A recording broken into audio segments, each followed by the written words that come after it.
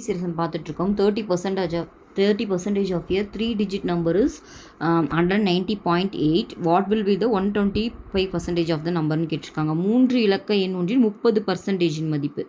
So அந்த 3 இலக்க எண்ணோட 30% கொடுத்துருக்காங்க. அது என்னன்னு தெரியாது இல்லையா, அதை நான் எக்ஸ்ன்னு எடுத்துக்கிறேன். ஆனால் அதோட வேல்யூ கொடுத்துட்டாங்க. ஸோ அதுக்கு நான் ஈக்குவேட் பண்ணுறேன்.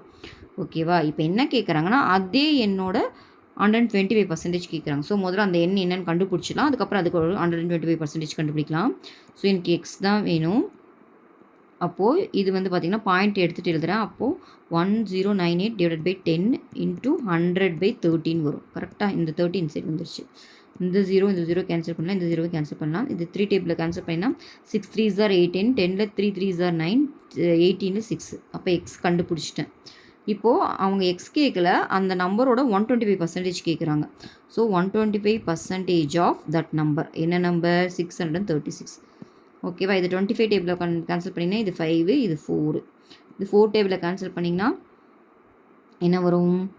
1 டைமு, 23ல் 5 டைமு, 36ல் 9 டைம். ஸோ 2 மல்டிப்ளை பண்ண ஆன்சர் வந்துடுமா?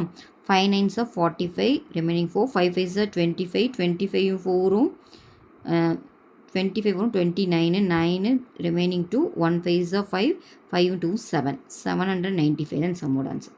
ஓகேவா?